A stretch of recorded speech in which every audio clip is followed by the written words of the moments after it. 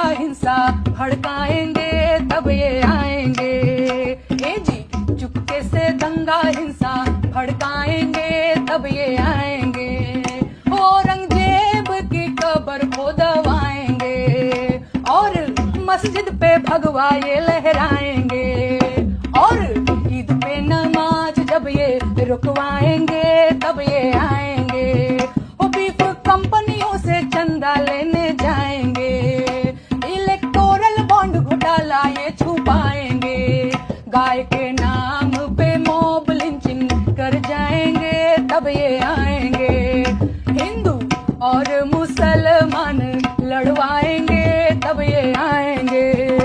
ए जी China को पीठ ये दिखाएंगे और ट्रंप का चरण चाट जाएंगे।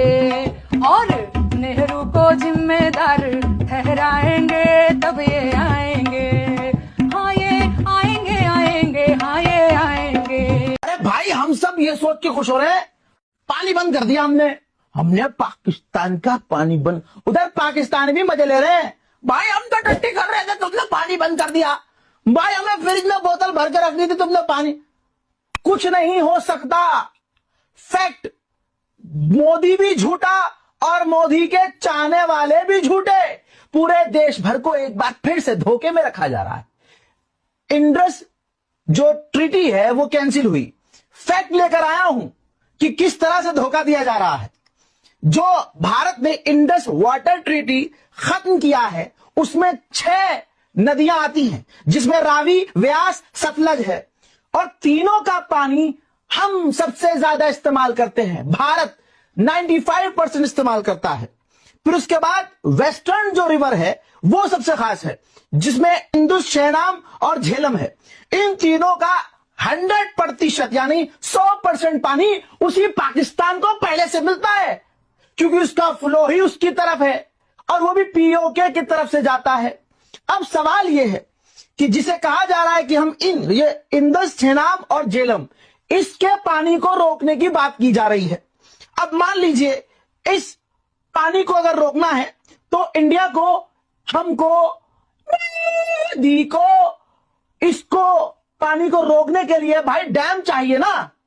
अरे भाई अगर एक तेजी से पानी बह रहा है, आप उसको रोकना चाहते हो तो कोई बर्तन इकट्ठा करोगे, गड्ढा वड्ढा खोदोगे? अच्छा, तो हमें 500 बिलियन क्यूबिक मीटर सेविंग की कैपेसिटी भी अभी तक नहीं मिली है।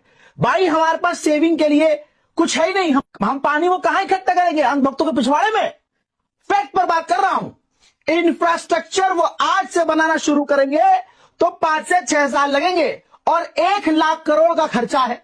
और अगर हम 100% उस पानी को पूरी तरह से, उन तीनों नदी के पानी को रोकने की कोशिश करेंगे तो हमें कम से कम 3 से 5 लाख करोड़ का इंफ्रास्ट्रक्चर बनाना पड़ेगा और इसमें 8 से 10 साल कम से कम लगेंगे। जो इंडस वैली है वो पहाड़ी वाला एरिया है, वहां पर कई गांव भी है, ऊबड़ खाबड़ वाला है। तो हम अगर डैम बनाएंगे तो उसमें 5 साल मिनिमम लगेगा, कई गांव उजाड़ने पड़ेंगे।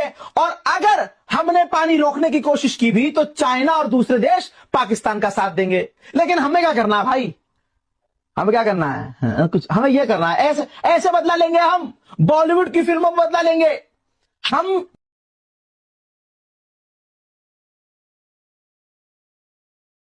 आज बोल श्री राम जन्मभूमि का उभरता हुआ मंदिर देखिए, महाकाल का कॉरिडोर देखिए, काशी विश्वनाथ का कॉरिडोर देखिए, और इतना ही नहीं, उभरता हुआ भारत की शक्ति का प्रतीक नया संसद भवन देखिए। तो ये बदलाव आया। अभी बताता है भाई, अभी बताता है, किया ना, अभी बताता है। इतिहास मोदी जी को लगता है इमारतों से बनता है। जी नहीं, इतिहास का इमारतों से बनता है ना 9 साल में बनता है। इतिहास तब बनता है जब 200 साल की ब्रिटिश हुकूमत के बाद आप रोना नहीं रोते, अपना दुखड़ा नहीं रोते, आप IIT, एम्स, ISC, बार्क, इसरो जैसी संस्थाएं बनाते हैं। क्या बात है सर? इतिहास तब बनता है जब 19वीं सदी के भारत में आप 21वीं सदी की IT और टेलीकॉम रेवोल्यूशन की नींव रखते हैं। इतिहास तब बनता है जब 1991 में आप अपनी इकोनॉमी को खोलते हैं और ग्लोबलाइजेशन का एक अहम हिस्सा बनते हैं। इतिहास तब बनता है जब 2004 से 14 के बीच आप 27 करोड़ लोगों को गरीबी की सीमा रेखा के ऊपर खींचते हैं। मनरेगा, खाद्य सुरक्षा अधिनियम, right to education, right to information जैसे कानून लाते हैं।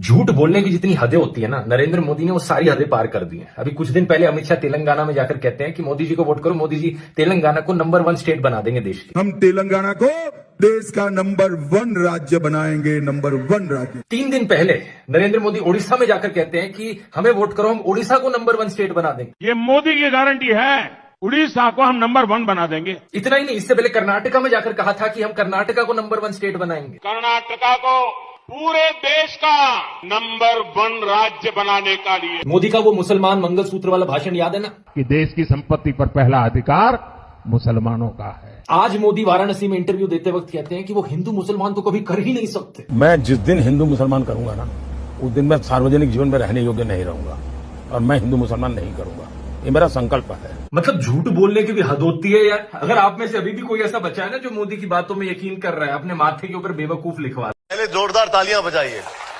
कहाँ छिपे हैं वो सरकारी कलाकार और सरकारी बाबा जो बड़ी से बड़ी संख्या में श्रद्धालुओं को महाकुंभ में बुला रहे थे? निकलो बाहर, जो कुंभ नहीं आएगा वो देशद्रोही हो जाएगा, यही बोल रहे थे ना। भगदड़ के बाद से ये कहने लगे हैं कि यहाँ मरने वाले भाग्यशाली हैं क्योंकि उन्हें मोक्ष मिल गया। अरे इतना ही मोक्ष मिल रहा था तो खुद क्यों नहीं कूद पड़े भगदड़ में? खुद इन नीच और धूर्त लोगों ने भोले भाले देशवासियों की कोमल भावनाओं का दोहन किया है, उन्हें इमोशनली ब्लैकमेल किया और उन्हें भीड़ में बुलाकर छोड़ दिया।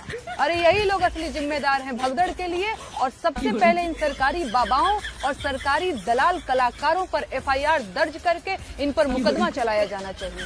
असली गिद्ध ये लोग। जब मैं प्रधानमंत्री बना था तो 2014 था, आज आप देखिए 2025 में प्रवेश कर चुके हैं। क्या आजादी के बाद कोई 2025 ला पाया था क्या?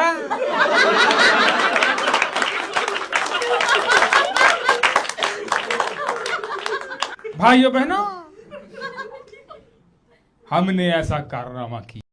खबर सुनने में आ रही है कि भारत की 3 लाख काली कौवियां भिखारिस्तान के काले कौओं से चोंच लड़ाने के बाद अंडे देने के लिए 12 अंडे देने के लिए भारत में ही पसरी हुई हैं। और दूसरी तरफ भारत के काले कौए भिखारिस्तान की काली कौओं से चोंच लड़ाने के बाद उन कौवियों को भारत में ही अंडे देने के लिए घोंसला बना के उनको पसरा रखा है। तो भाई क्या हुआ, वहाँ तो सब लल्ला को मानने वाले हैं ना, तो लल्ला से क्या भरोसा उठ गया है या फिर लल्ला की औकात में रही है कि वो तुम्हें खिला सके जो यहाँ का खाना पड़ रहा है काफिरों का। वैसे परेशान होने की कोई जरूरत नहीं है, एक नया बिजनेस लॉन्च हुआ है जिससे आप कभी किसी को कोई प्रॉब्लम नहीं होने वाली, कोई घाटा भी नहीं होने वाला। देखो अंदर बच्चे पैदा करके बेचने का रवाज शुरू हो चुका है। बेटे की कीमत 5 लाख रखी गई है, बेटे की कीमत 7 लाख रुपया रखी गई है। क्या बच्चों को बेच कर पाकिस्तान कभी तरक्की कर पाएगा या नहीं? तो चलिए शुरू करते हैं। उनको पता है हम नहीं पाल सकते तो क्यों पैदा कर रहे हैं बच्चे? फिर ऊपर से कहते हैं ना अल्लाह की देन है, अल्लाह की मर्जी है, तो करते खुद हैं, डाल अल्लाह पे देते हैं। कि बच्चों का सेल करके हम अपना प्रॉफिट ले रहे हैं, बाकी और तो कुछ ही नहीं कह सकते इस मामले में। थू है ऐसे लोगों पे। है ना मस्त बिजनेस, हल्दी लगे ना फिटकड़ी, रंग भी चोखा, बच्चे बेचो पैसा कमाओ। 2 फायदे हैं इसके, पाकिस्तान की इकोनॉमी ग्रो होगी और तुम्हें भी कटोरा लेके भारत में दाना चुगने के लिए नहीं पड़ा रहना पड़ेगा। 2 फायदे। कि लल्ला बच्चे क्यों देता है? इकोनॉमी की ग्रोथ करने के लिए लल्ला बच्चे देता है।